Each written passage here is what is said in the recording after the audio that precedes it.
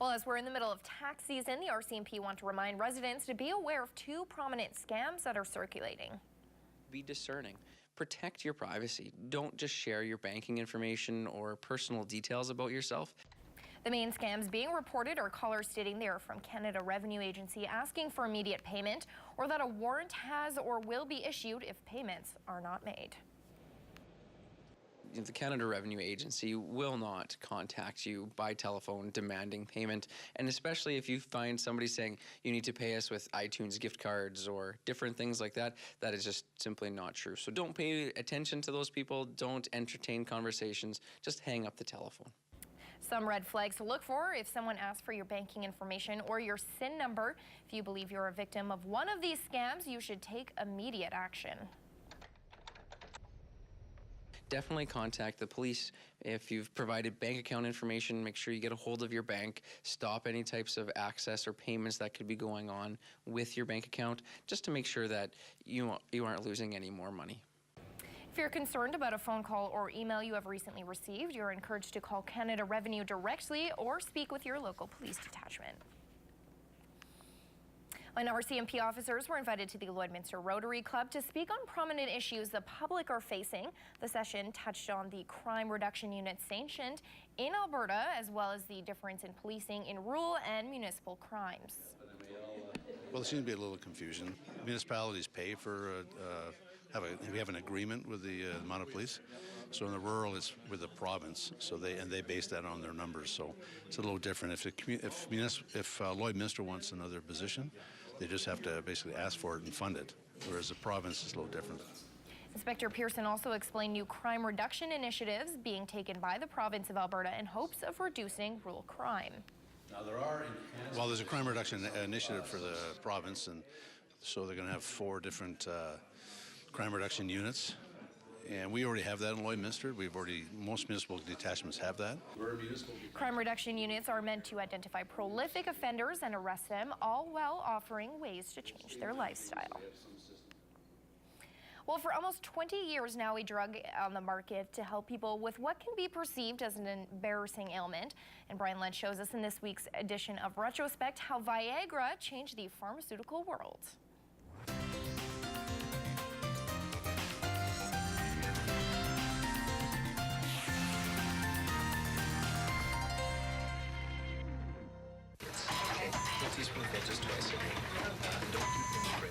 Local pharmacies are preparing for the famous cure for impotence to stock their shelves. The Zellers Pharmacy in the Lloydminster Mall has been receiving phone calls from customers curious when the prescription drug will be available. Pharmacy manager Rob Ferguson says he spoke with Pfizer, the manufacturer of Viagra, today, and they will start shipping the anti-impotence medication to pharmacies in about 3 weeks. They expect the medication to be out near the end of March. They expect very good sales to start with. That popularity has continued today, as well as increased awareness of erectile dysfunction. Popular culture has kind of gained acceptance, and there's this idea that it's not necessarily the most embarrassing thing. This is something that physiologically happens to our bodies, and like I say, it can be an indicator of something more critical going on. Since Viagra hit the shelves in 1999, alternative drugs have become available. Cialis is the newest one. It's come out, and the benefit to it is that it has a little bit longer life in the body. So action works up to 36 hours as opposed to 12 for Viagra and Levitra. So that's kind of been the benefit, that you don't have to use the medication as frequently to get the same results. He adds even though generic brands are now an option, customers ask specifically for Viagra when filling a prescription. It's not brand recognition that we necessarily see across the entire prescription world. It seems pretty unique to this class of medications. That's all for Retrospect. I'm Brian Lentz.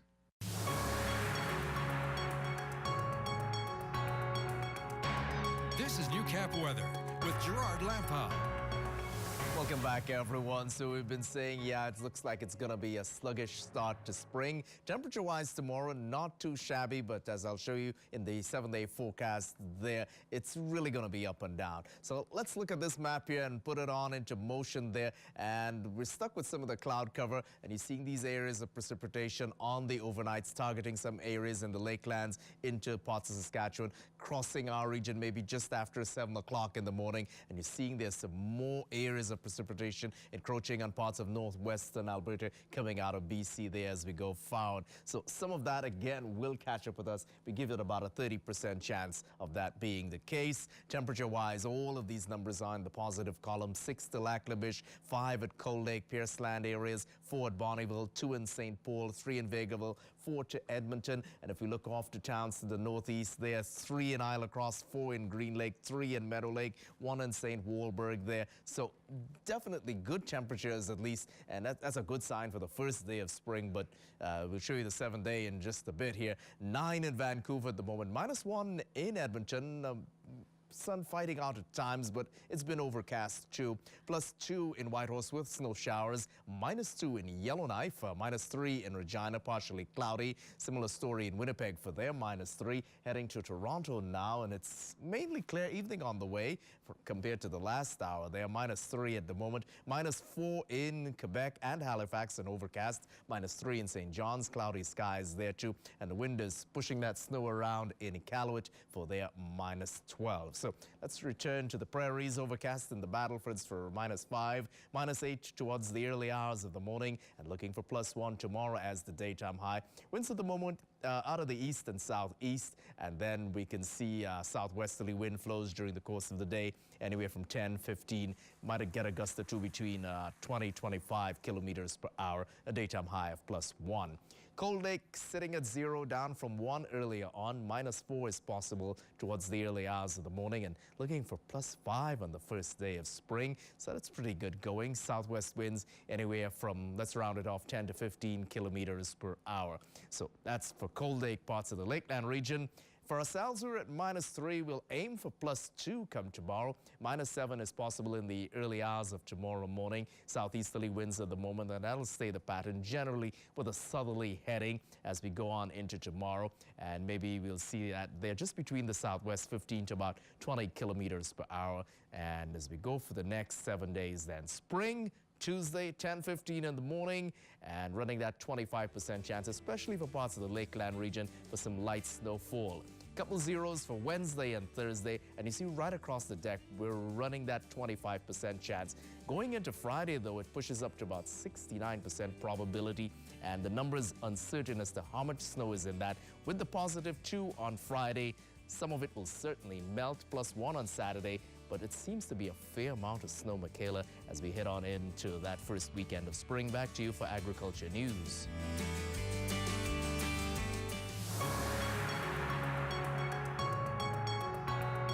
This is Newcap Sports.